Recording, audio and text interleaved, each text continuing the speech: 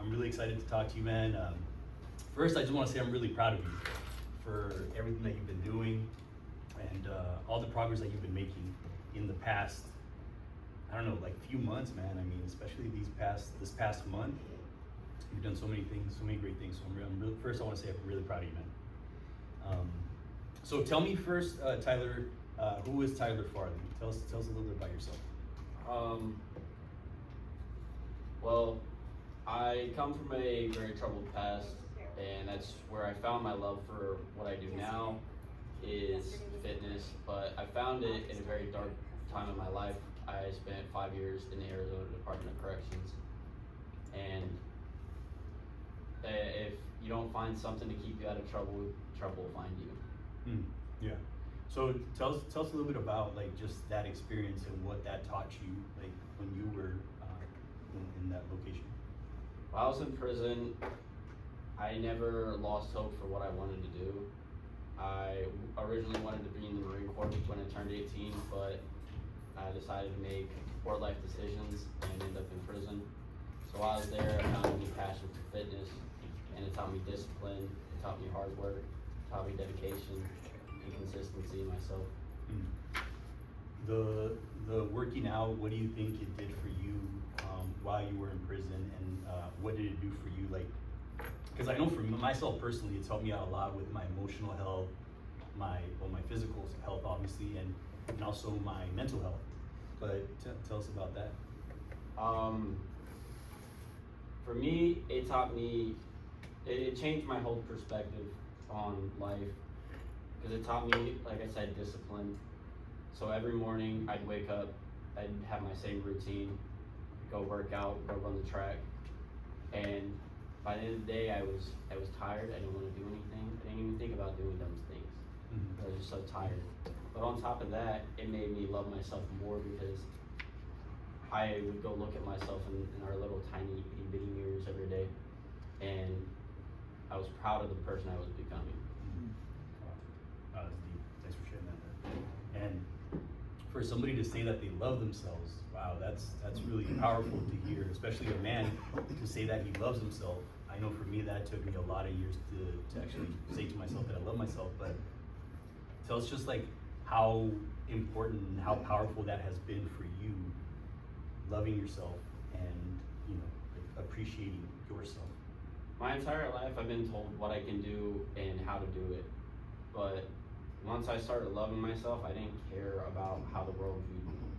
Because I always get judged. Even when I came home from prison 2 years ago. And when I came home, I had a good support system, but I still had people, oh, well, all you are is a felon, you're no good, you're this, you're that. But their opinion didn't matter. All that mattered is I live with myself every day. I have to look myself in the face and tell myself I'm proud of myself every day. Yeah. So with loving myself, the sky was the limit again. Nothing could stop me. Yeah, man, and that's something so important for young men like yourself. How old are you? I'm 25. 25. Men that are your age or younger, they don't have that person who says to them, "I believe in you," or "You're great." And I know how some other men can really fall because of that, because of other people's words and other people's opinions. And I'm really proud of you for you deciding to say, hey, it's really what matters is what I say about myself. For anybody that's watching or listening that still struggles with that, of worrying about what people might think or say about them, or they're still struggling because of that past opinion of that insecure relative or friend that said something to them, what advice would you give to them? What worked for me was, and it's, you know, if you had told me this a couple years ago, I'd tell you that I'm not listening. But I'd say it in a very disrespectful way. But I'm not going to say that today. But what I've learned is the corniest things are usually the things that work. So getting up every morning and looking yourself in the mirror and telling yourself that I love you, I'm proud of you, positive reinforcement goes a long way. Yeah. Because you can face the world at that point. Yeah. We overlook a lot of the small things that we do every day, and we don't celebrate ourselves enough. So when I started doing that, my mental state had changed, and I was like, okay, you live with you every day, not this person, not that person. At the end of the day, you walk through your front door, you shut it behind you, and that's where it stays, outside. Your house is your peace, and that should also be where your mind is at peace at all times. Okay. Yeah. No, good stuff, man. And I know that this whole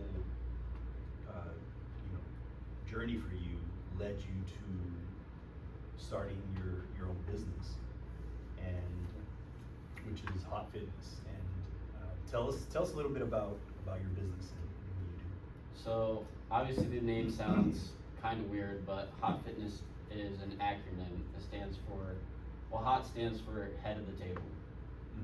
And the reason I chose the name is I'm very religious, and when I think of leaders, I think about what the Bible talks about as far as how we were born to lead and be kings and queens in a sense.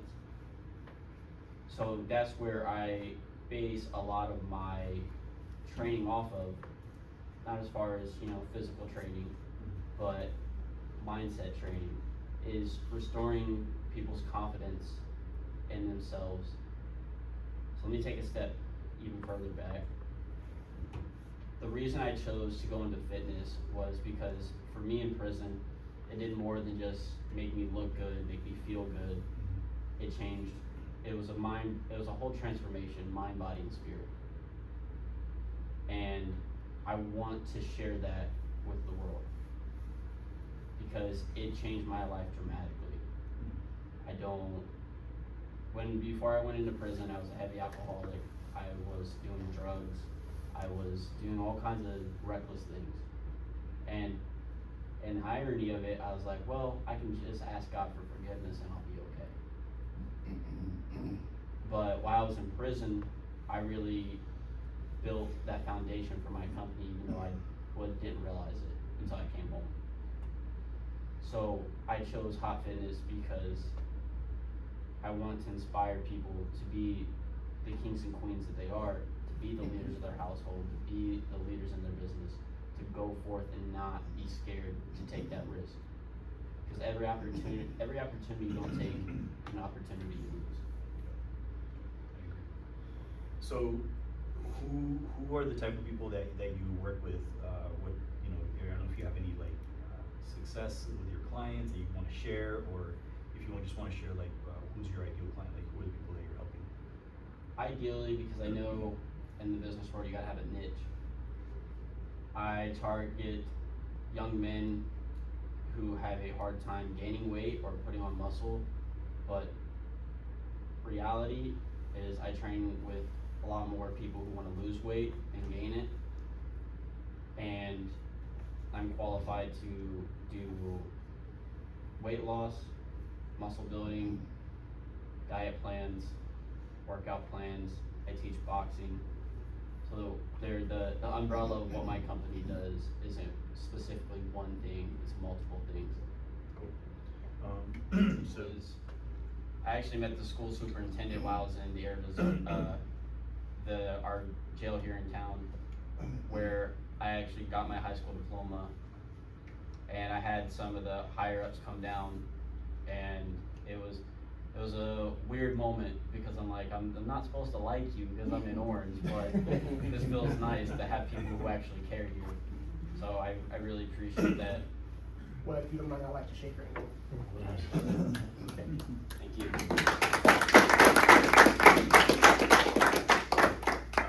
Anybody else? Any other questions? Thank you, by the way, for the brief. Okay, piggyback on working for corrections, what does it take an individual that may be incarcerated to maybe make a life afterwards?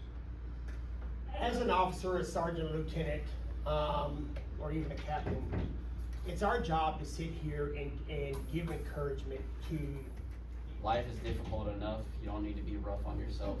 Make sure you love yourself before you love anybody else, and never give up on your dreams. Because a shelf dream is a dream you're never gonna come back to. Absolutely. Yeah. Nice. Good stuff. Let's give a round of applause.